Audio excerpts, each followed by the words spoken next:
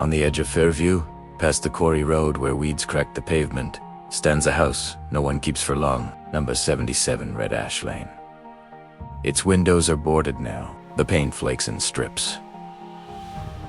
The roof sags under decades of rain, but for 50 years, families tried to make it a home. And for 50 years, every family left in grief. The townspeople don't speak of it openly. They lower their voices, as if the house itself can hear. They call it cursed. They call it poisoned. But officially, it's just a property no one will touch. Because in 1973, the first family moved in, and within 6 months, they buried their son. The Parker family came with hope. Robert Parker had a new job at the quarry. His wife, Ellen, loved the wraparound porch. Their teenage son, Michael, spent hours in the basement building model cars. One October morning, Ellen went down to call him for school. She found him slumped over his workbench. The coroner called it accidental carbon monoxide poisoning. No one questioned it, but neighbors whispered. They said the house felt wrong, that the boy's death was just the beginning. In 1981, the Nolan family moved in. A couple with one daughter, Claire. She was 9. With long braids and a bicycle, she rode up and down Red Ash Lane. One summer evening, Claire vanished. Her bike was found in the yard.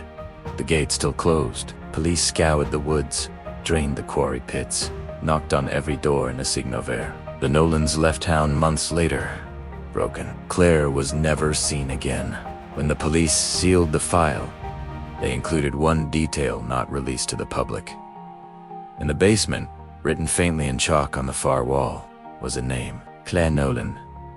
The parents swore they never wrote it. The chalk was old, brittle, but the name was there, etched as though someone had been waiting to claim her. By the 90s, the house had a reputation. Rent was cheap. Too cheap. That's how the Johnson family came in 2005. Parents and 3 children. 4 months, everything seemed fine. Then, in October, their youngest daughter Emily came into her mother's room, trembling. She said someone had been whispering her name from the basement. Her mother checked. The basement was empty, but when she shined a flashlight on the wall, she saw them. Dozens of names. Some faded almost to dust, others etched deeper. And among them, fresh as if written that very week, was Claire Nolan. The Johnsons left within 7 days. When investigators came, they documented the wall. The photographs showed handwriting that varied, some scrawled like a child's, some neat, some uneven. It looked like dozens of different hands had written there over decades. Forensics could not determine when the names were added. Some believed children in the neighborhood sneaked in to play pranks, but there was no record of trespassing, and many names didn't match anyone from town. One officer admitted something off the record.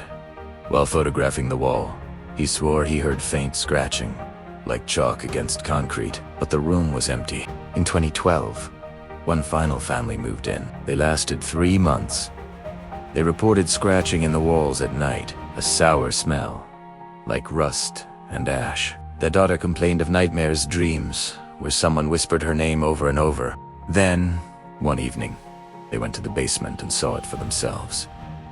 Their daughter's name, written neatly on the wall, though she was alive and standing beside them. They fled that night. Left furniture, clothes, dishes in the sink. The house has been empty ever since. Over the years, investigators tried to explain it. Theory 1. Environmental poison. Some blamed the land. The quarry nearby had once stored chemicals. Maybe the soil was contaminated. Maybe the fumes caused hallucinations, paranoia, even death. But toxicology reports never proved it. Theory 2. Human hand. Others believed someone used the house as cover. A predator who came and went over decades, writing names as trophies. But who? And how could they have predicted the Johnson girl's name before her parents saw it? Theory 3. Something else. And then there were those who refused to call it anything but what it felt like. A curse. A darkness tied not to the land, but to the house itself. Passed down through families, etched into walls. Today, 77 Red Ash Lane stands chained and boarded. Teenagers dare each other to sneak inside. They describe the same things. The air tastes metallic, like blood. The basement feels heavy, like someone is watching. Some claim the names still appear, even though the wall was painted over years ago. One boy brought back a photograph. It showed the wall blank except for one faint chalk mark. A name no one recognized until weeks later, when a woman in town died in an unrelated accident. The name matched hers. Coincidence? Or proof the house keeps a ledger? A boy dead in the basement. A girl vanished without a trace. A wall of names that grows longer with every family. Was 77 Red Ash Lane just unlucky? Was it poisoned land? Or was it something far darker? Something that writes history in chalk and shadow? The house waits still, empty, watching.